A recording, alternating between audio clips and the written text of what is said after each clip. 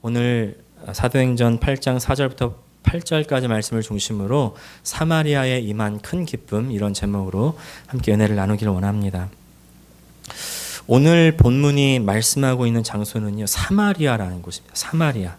사마리아가 어디 있는지 아십니까? 사마리아가 예루살렘에 있는 그 유다에서는 북쪽으로 있고요. 그 다음에 그 갈릴리 지방보다는 좀 남쪽에 위치한 중동 지방이죠. 북이스라엘 왕국의 주된 장소입니다. 근데 유대인들이요, 유대인 사마리아를 너무나 싫어했습니다. 사마리아를 너무나 싫어해서 이 사마리아에 살고 있는 사람들하고는 말도 섞기 싫어하고요. 오죽 싫어하면 그 땅도 밟기를 싫어한 겁니다. 이게 얼마나 싫어했는지, 만약에 유다 땅에서부터 갈릴리 땅으로 갈 때, 그러니까 남쪽에서 북쪽으로 갈 때 사마리아를 통과해서 북쪽으로 직진하면 3일 길이면 올라갑니다. 그런데 사마리아 땅을 밟기 싫으니까 지금 지도에서 보시는 것처럼 이 오른쪽으로 요단강을 건너가서, 그리고 여리고 땅을 지나서 북쪽으로 올라간 다음에 다시 또 서쪽으로 요단강을 지나면 그렇게 갈릴리 땅으로, 나사렛 땅으로 들어갔다는 거예요. 그러면 일주일이나 라는 시간이 걸린다는 거죠. 그렇게 2배나 걸리는 시간을 투자하면서까지 사마리아 땅을 안 밟기 원했다는 겁니다. 왜 우리도 너무나 싫으면 그곳으로 보기도 싫고 그 그림자도 안 밟는다고 그러잖아요. 똑같은 것이죠. 근데 왜 그렇게까지 싫어하게 되었을까요? 우리가 이스라엘의 역사를 보면 알 수가 있는데, 처음에 그 사마리아와 유다는 한 나라였습니다. 이스라엘 한 나라였죠. 사울 때부터 다윗 왕과 솔로몬 왕이 다스리던 이스라엘 한 나라였는데, 솔로몬 왕 이후로부터 이제 그 나라가 남쪽 유다 왕국과 북쪽 이스라엘 왕국으로 갈라지게 된 겁니다. 근데 나라는 갈라졌는데 둘 다 한 하나님을 섬기는 사람들이죠. 그래서 한 하나님을 섬기기 때문에 이제 하나님께 제사를 드려야 되는데, 하나님께 제사를 드릴 때 하나님의 법대로 제사를 드리려면 하나님의 성전이 있는 곳으로 가야 됐습니다. 하나님 성전 어디 있습니까? 예루살렘에 있죠. 그러니까 남쪽 유다에 예루살렘이 있는데, 그 예루살렘으로 제사를 드리러 다 북쪽에 있는 사람들도 내려왔어야 됐죠. 자꾸 내려가다 보니까 북쪽에 있는 이 여로보암 왕이 너무나 두려운 겁니다. 이러다가 우리 왕국 사람들 다 뺏기는 거 아니야? 그래서 북이스라엘에도 이제 성전을 세웁니다. 그 두 곳에 성전을 세워서 거기에 금송아지를 세워놓고, 여기가 이제 제단과 똑같은 곳이니 여기서도 제사를 드려라. 그렇게 우상 숭배로 나아가게 되는 거예요. 하나님을 섬긴다고 말은 하지만 금송아지를 섬기는 이도저도 아닌 이상한 종교가 되어버리고 마는 것이죠. 그것뿐만이 아닙니다. 이 사마리아 사람들, 그러니까 북이스라엘 사람들은요, 점점 다른 이방 민족과 결혼하기 시작해요. 그래서 혼혈 민족이 되어 버립니다. 더 이상 거룩한 주님의 백성이 아니게 된 것이죠.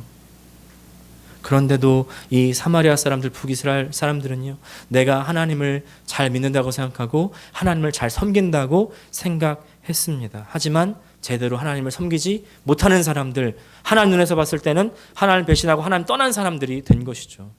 유다 이 백성들 입장에서는 이 사람들 정말 상종하지 못할 사람이구나. 그래서 사마리아 사람들을 점점 싫어하기 시작한 거고요. 점점 가까이 교류하지 않은 거고요. 그래서 사람 같지 않은 사람, 개만도 못한 사람, 이렇게 된 겁니다. 그런데 그런 사마리아 땅에 유대인이 한 사람 들어가려고 했어요. 그 사람 누군지 아십니까? 바로 예수님입니다. 예수님.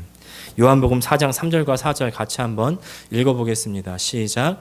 유대를 떠나서 다시 갈릴리로 가실새 사마리아를 통과하여야 하겠는지라. 예수님께서 굳이 사마리아를 통해서 갈릴리 지방으로 가야 되겠다는 거예요. 사마리아를 통해서 가는 것뿐만이 아니라 가면서 사마리아 사람과 이야기도 하고요. 그리고 그 사람을 구원해 주시기도 합니다. 사실 여기에 하나님 마음이 있는 거거든요. 하나님 마음은요, 모든 사람들이 상종하기 싫어하고 또 싫어하는, 미워하는 그런 사람일지라 할지라도 그 가까이 가셔서 그 사람들을 구원하기 원하시는 것입니다. 그래서 예수님께서는 우리 예루살렘 교회에 명령하시죠. 어떻게 명령하시냐면 사도행전 1장 8절입니다. 같이 한번 또 읽겠습니다. 시작. 오직 성령이 너희에게 임하시면 너희가 권능을 받고 예루살렘과 온 유대와 사마리아와 땅끝까지 이르러 내 증인이 되리라 하시니라. 뭐라고 하세요? 사마리아로 가라는 거예요. 밖으로 나가라는 겁니다. 그런데 신기합니다. 사도행전 1장 8절에 사마리아로 온 유대로 사마리아로 땅끝까지 나가라고 하는데 사도행전 8장 전까지는 사마리아로 갔다는 사람을 읽은 적이 없어요. 본 적이 없습니다. 성경에서 쓰고 있질 않아요. 네. 그런데 드디어 유대인들이 들어가기 시작하는 겁니다. 오늘 우리가 읽은 말씀 사도행전 8장 5절 말씀 같이 읽겠습니다. 시작. 빌립이 사마리아 성에 내려가 그리스도를 백성에게 전파하니. 사도행전 8장에 가서야 드디어 예수님 말씀에 순종하기 시작하는 것이죠. 근데 말이 좋아 순종이 사실 이게 순종입니까? 우리가 이제 사도행전 8장 그 전부터 말씀 듣고 읽으신 분 아시겠지만 자기가 스스로 내려간 것이 아닙니다. 무슨 일이 있었어요? 예루살렘 교회에 이제 큰 핍박이 몰아닥친 것이죠. 죽음의 위협이 몰아닥치니까 그제서야 다른 곳으로 도망가기 시작한 겁니다. 핍박을 못 이겨 떠나가기 시작한 것이죠. 왜? 자기가 스스로 자발적으로 내려가지 않았기 때문이에요. 왜 내려가지 않았습니까? 네. 왜냐하면 사마리아 사람들과는 상종하지 않았던 여태까지의 그런 관습이나 문화가 있었기 때문이죠. 네. 참 딱 선을 그어놓고 나는 저 사람하고는 얘기하지 않을 사람이야. 절대 그 선을 깨지 않습니다. 깨지 않아요. 사실 문화, 풍습이라는 것은요 생각보다 굉장히 강한 힘을 갖고 있습니다. 네. 그래서 우리가 나고 자란 그 습관을 무시할 수 없죠. 마음의 암호에는 단서가 있다라는 책이 있습니다. 이 책에 보면 재미있는 연구가 소개가 됩니다. 루이저 로스차일드 교수의 실험인데요.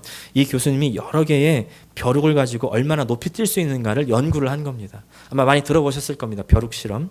벼룩을 이제 유리컵 안에 넣으면 벼룩은 순식간에 컵을 뛰어넘어서 달아나 버리죠. 조금 더 큰 컵을 준비했습니다. 그래도 소용없습니다. 벼룩이 그냥 튀어 도망가는 겁니다.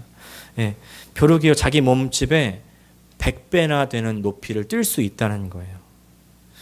그래서 계속 도망쳐 나가니까 이번에는 이 교수님이 컵 입구를 투명한 유리로 막아놓은 겁니다.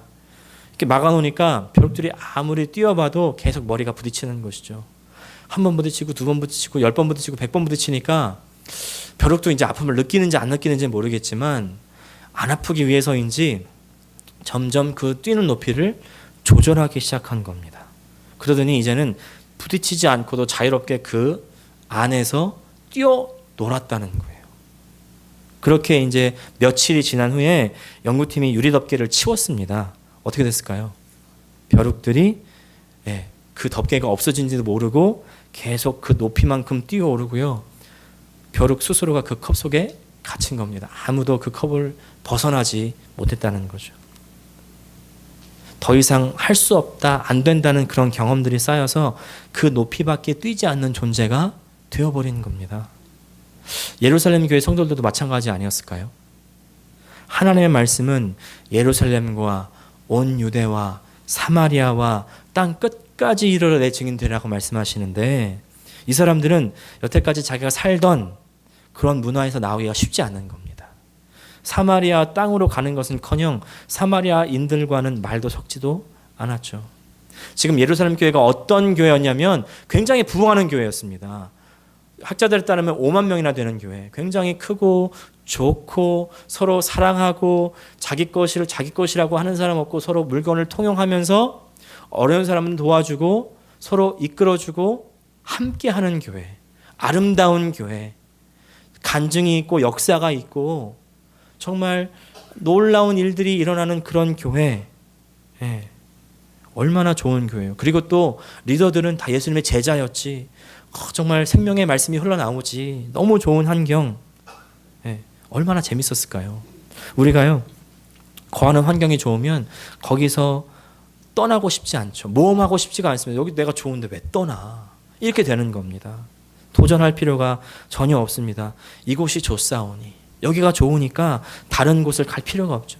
예루살렘 교회 성도들이요, 예루살렘에서 나오려고 하지를 않습니다. 나오기가 싫습니다. 방금 말씀드렸던 벼룩 실험처럼요.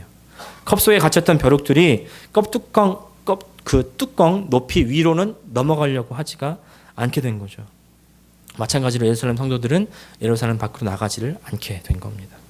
이걸요, 자기 한계 설정이라고 합니다. 벼룩들은 컵을 자기 한계로 딱 설정을 해놓고 그 위로 뛰지 않는 거죠. 예루살렘 교인들은 그 예루살렘 교회를, 예루살렘을 자기 한계로 딱 설정을 해놓고 절대 그 밖으로 나가지 않는 겁니다. 여러분, 내가 설정한 나의 한계가 있으십니까? 나는 여기까지야. 나는 더 이상 못해. 내가 어떻게 더 기쁠 수가 있어? 내가 더 행복할 수가 있어? 아, 나 이 정도면 됐지. 아, 이 정도 신앙생활 했으면 훌륭하지. 더 이상 어떻게 해? 혹시 여러분 이런 한계를 설정해 놓으신 분들이 있다면 여러분, 이 루이저 교수가 한 벼룩 실험의 뒷이야기를 좀 들어보시기를 바랍니다.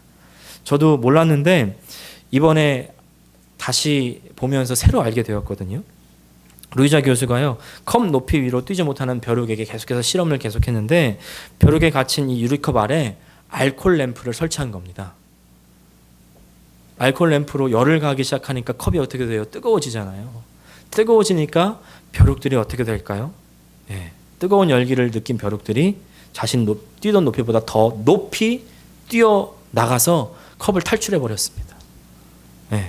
아마 죽음의 위협이 그 뚜껑의 머리를 부딪히는 충돌의 두려움을 극복하게 한 것이겠죠. 하나님께서도요, 예루살렘 교회에 핍박을 허락하십니다. 그러니까 성도들이 사마리아로, 그리고 더 넘어서 이방으로, 온 땅으로 뛰어나가는 겁니다.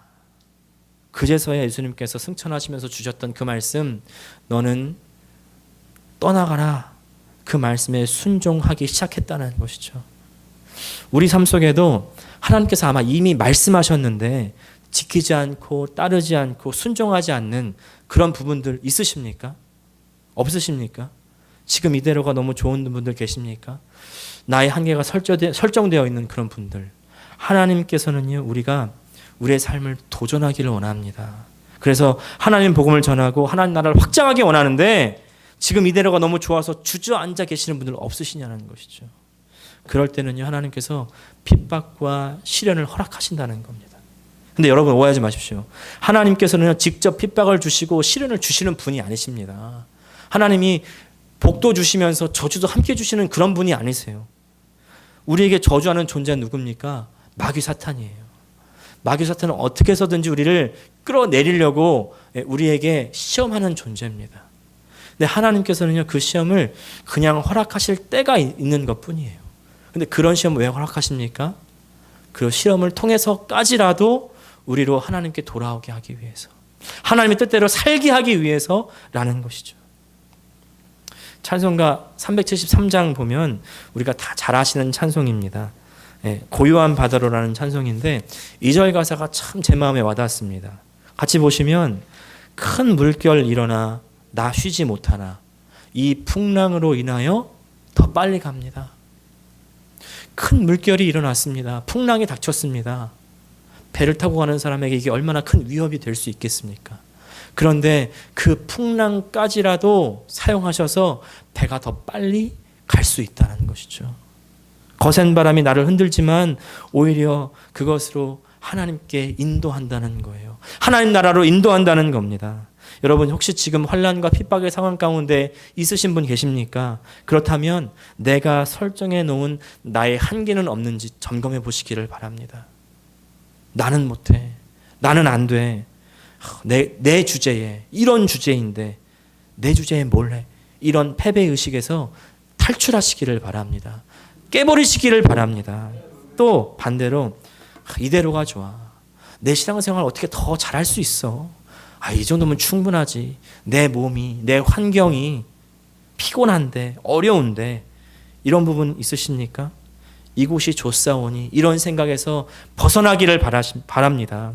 하나님은요, 우리가 그 한계를 깨고 더 밖으로 나가기를 원하세요. 하나님은요, 우리가 더 영적인 깊이 가운데로 들어가기를 원하십니다.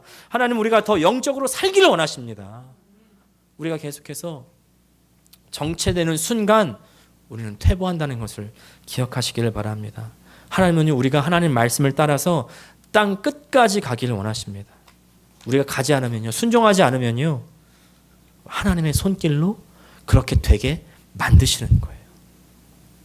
그렇게 내려간 사람들이 있는데, 그렇게 내려간 사람들 중에 한 명이 바로 빌립입니다. 빌립은 사실 전통적인 유대인은 아닙니다. 다시 말해서 유대 땅에서 나고 자란 그런 유대인이 아니라는 것이죠. 헬라파 유대인입니다. 어떻게 알 수 있냐면 그의 이름에서 알 수 있는 겁니다. 이 이름이 히브리 이름이 아니고 헬라어 이름입니다.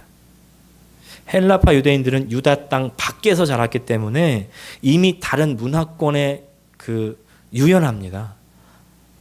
유대인들의 어떤 전통만 고수하지 않을 수 있는 사람들이죠. 훨씬 쉽게 다른 곳으로 갈 수 있고 거부감이 없이 그들과 이야기할 수 있는 사람이죠. 그래서 그리스도를 전파하기가 아마 더 수월했던 것 같습니다. 우리가 사도행전 8장 이후로 보시면은 헬라파 유대인들의 이름들이 많이 등장하는 것을 볼 수가 있습니다. 예를 들어서 바울부터 시작해서, 바울도 헬라파 이름이거든요. 파울로스, 또 다비다, 아볼로, 브리스길라, 아굴라, 다 헬라파 이름입니다.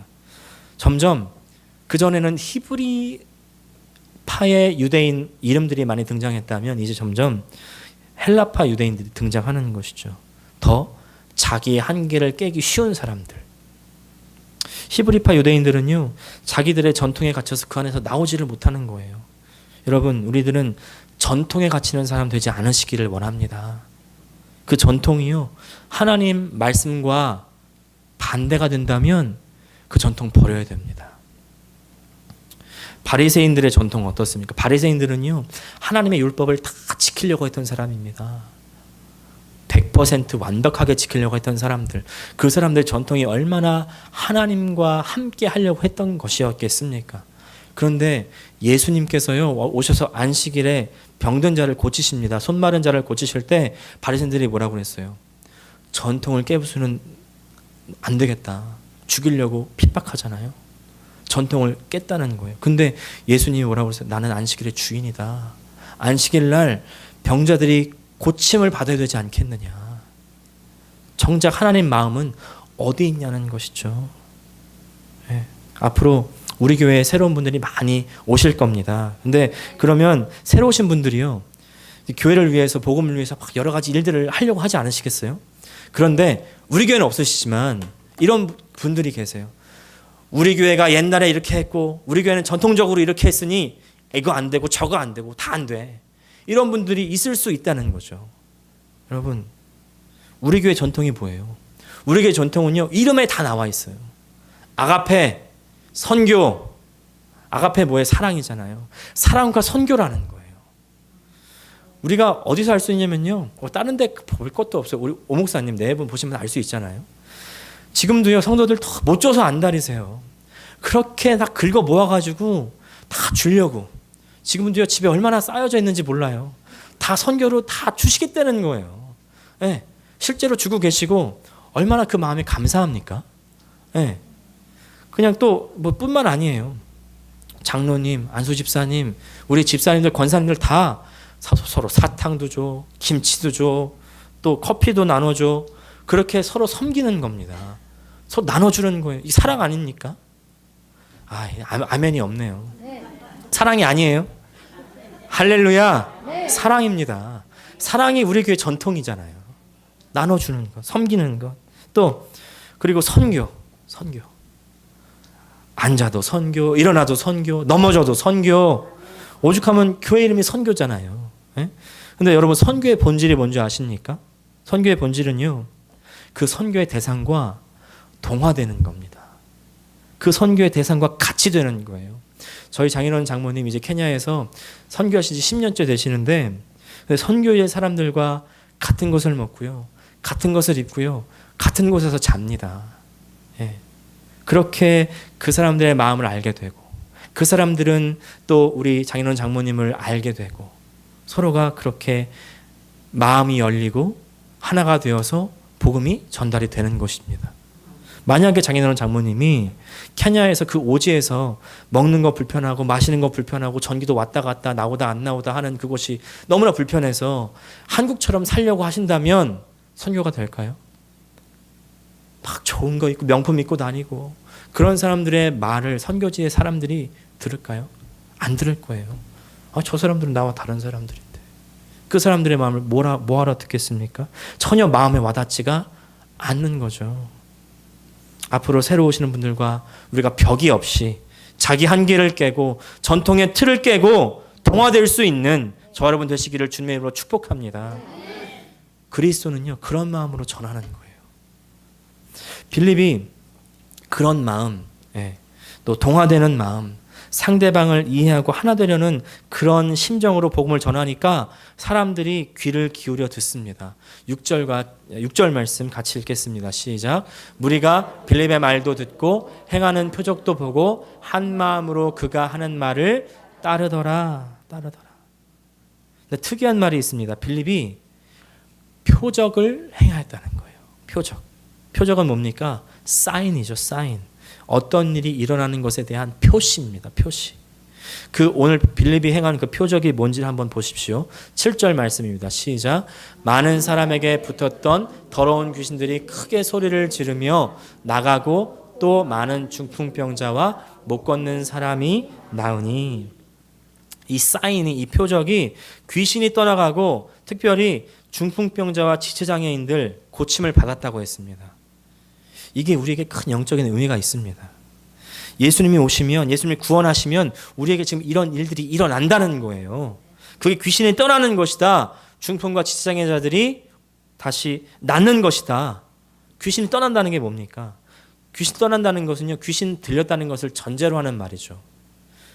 귀신 들린다는 것이 무엇일까요? 누가 귀신 들린 자입니까? 그냥 머리 풀어헤치고 머리도 안 감고 그냥 거리를 하면서 돌아다니면 그게 귀신 들린 자일까요? 귀신 들려서 그런 사람들도 있겠죠. 근데 어떤 분들은요 또 요즘 시대에 귀신이 어디 있어? 귀신 하면 막 기분 나빠하고요. 귀신 믿지 않는 사람들이 있습니다. 조심하십시오. 이런 분들이 귀신의 표적이 될 수가 있어요. 귀신 하면요 옛날 전설의 고향 생각하시는 분들 있는데 막 집에 침을 흘리고 막 산발을 해가지고 다니는 그게 귀신입니까? 영어로 귀신 들렸다는 말을 보면요 possessed라고 합니다. possessed. 제가 해놨나요? 안 해놨군요. possessed는 다시 말해서 사로잡혔다라는 뜻입니다. 마음이 사로잡히고 몸이 사로잡혔습니다. 그래서요 이 귀신 들린 사람들이 하는 말을 보면 금방 이 사람이 귀신 들린 사람인지 아닌지를 알 수 있다는 거죠. 어떻게 말할까요? 귀신 들린 사람들, 미움에 사로잡힌 말 하는 사람들, 또 분노에 사로잡힌 말을 하는 사람들, 악의가 가득한 말을 하는 사람들, 서로 비방하고 서로 나뉘고 욕하고 폭행을 서슴지 않는 사람들, 우리가 꼭 물리적으로 때려야만 폭행이 아닙니다. 말로도 얼마든지 때리고 죽일 수가 있는 것을 우리가 보지 않습니까? 댓글 때문에 연예인들 자살하고 그러잖아요. 마귀가 헬라어로 보면 디아볼로스, 비방하는 자, 고소하는 자입니다. 서로 고소하는 일들이 가득하다는 거예요. 귀신 들린 사람들이 서로 고소하는 거예요. 서로 비방하는 겁니다. 이게 마귀에 사로잡힌 사람들이에요. 마귀에 속한 사람들입니다. 어떤 분들은 마귀 하면 막 싫어하시죠. 보통 그렇게 싫어하는 분들 조심하시기 바랍니다. 왜? 그게 속에 있으면요 그렇게 듣기 싫은 거예요. 이미 수하에 잡혀 있을지도 몰라요. 근데 그렇게 남의 말하고 서로 욕하고 분내는 일들 내가 하지 말아야 되는데 잘 알고 안 하고 싶은데 맘대로 안 되죠. 너무 크게 하지 마시기 바랍니다. 우리 맘대로 안 되잖아요. 우리 맘대로 되면 사실 우리 여기에 왜 왔겠어요? 그죠? 우리 마음대로 안 됩니다. 아무리 다짐하고 결심해도 안 되는 거예요. 왜? 그것이 바로 죄인의 상태, 그것이 바로 우리의 상태입니다. 죄에서 벗어날 수 없는 우리의 상태라는 거예요. 여러분 중풍 오늘 이야기했는데 중풍이 무슨 병입니까? 뇌 혈관이 막히거나 터져가지고 뇌의 그 부분이 이제 데미지를 입어서 그 뇌와 연결된 우리 사지가 움직이지 않는 어떤 한쪽 팔다리가 움직이지 않거나 말이 잘 나오지 않는 그런 병이 바로 중풍 아니겠습니까? 움직일 수 없는 상태라는 거예요. 지체장애자 똑같습니다. 개혁한글판에서는 안진뱅이라고 했는데 다리가 움직이지 않거나 팔이 움직이지 않거나 어느 한 사지, 육신이 움직이지 못하는 상태, 중풍이나 지체장애가 육신적으로 움직일 수 없는 상태라면 귀신 들린 상태는요, 영적으로 움직일 수 없는 상태입니다.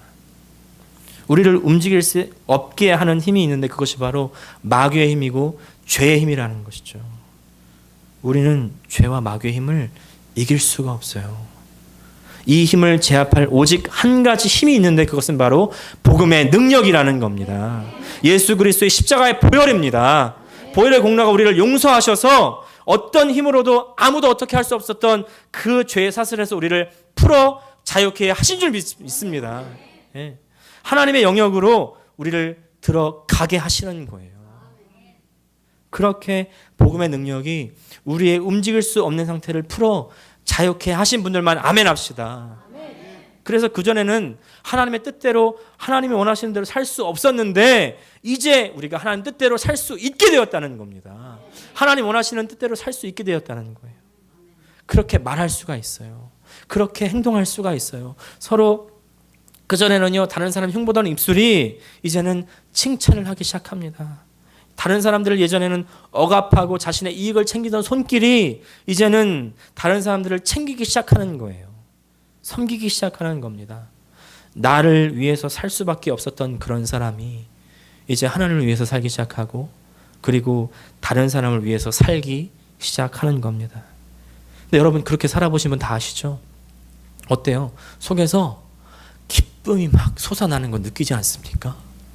나를 위해 살지 않을 때, 나를 위해서 살기를 포기할 때 힘들고 어렵고 억울하고 분할 것 같은데 오히려 기쁨이 넘치는 겁니다. 할렐루야. 네.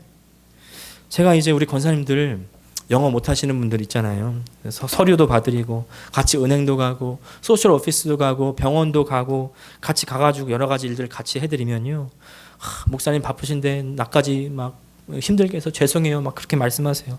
물론 뭐 시간도 들고 노력도 들고 어떤 때는 피곤하기도 하고 힘들기도 하죠. 그런데 제 마음속에요, 이거 힘든데 왜 나 또 불렀어요? 제가 그럴까요? 아니에요. 전혀 그렇지 않습니다. 막요, 제가 혼자 쉬면서 책 보면서 있을 때 에어컨 바람 쉬면서 쐬면서 있을 때보다 다른 사람이 줄 수 없는 그 기쁨이 막 더 흘러 넘치는 거예요. 할렐루야. 예. 하나님이 막 기뻐하시는 것이 느껴지고요. 막 하루가 너무 보람되고요. 내 삶에 막 그 의의가 생기고요. 이게 진정한 기쁨이고 자유 아니겠습니까? 예. 아무 일도 안 해서 그래서 안 피곤해서 편한 게 아니라 몸이 힘들어도 마음에 안식이 있을 때 그때 진정한 기쁨이 생긴다는 겁니다. 복음의 능력에서 오는 힘인 줄 믿습니다.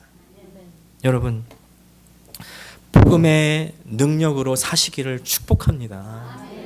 그럴 때 우리의 삶이 이 세상이 줄 수 없는 그런 기쁨으로 충만할 수가 있습니다. 이 세상이 주는 쾌락, 우리가 쾌락 왜 따라가요? 재밌어 보려고 따라가잖아요.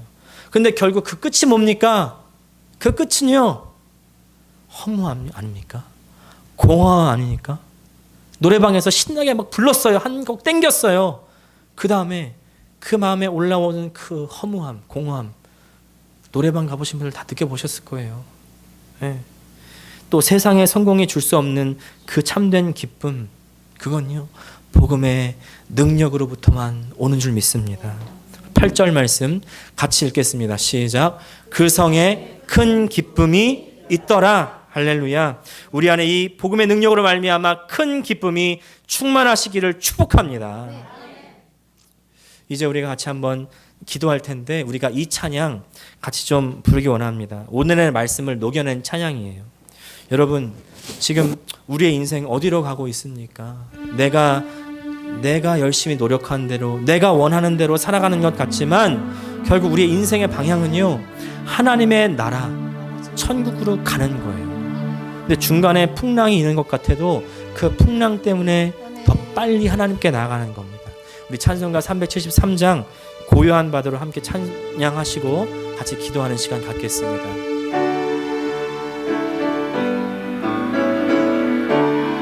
고요한 바다로 고요한 바다로 저쳐 구경할 때 주님께 숨통 주시니 참 감사합니다.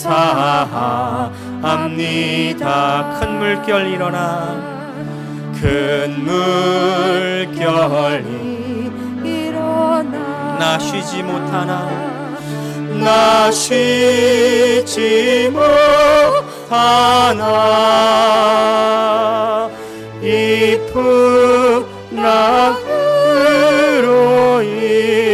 인하여 더 빨리 갑니다. 우리가 이제 또 3절과 4절 부를 텐데 3절 가사 한번 보세요. 내 걱정 근심을 쉬없게 하시고 내 주여 얻은 영혼을 곧 밝게 하소서. 또 4절 어떻습니까? 이 세상 고락한 주 뜻을 본받고 내 몸이 의지 없을 때 큰 믿음 주소서. 우리가 주님의 뜻대로 나아가겠습니다. 우리 3절과 4절 같이 또 찬양하시겠습니다. 내 걱정 근심을 쉬없게 하시고 내 주여 얻은 영혼을 곧 밝게 하소서. 이 세상 고락한 이 세상 우리가 주님의 뜻대로 살아가겠습니다. 주 뜻을 본받고 내 몸에는 의지가 없어요. 나는 능력이 없습니다.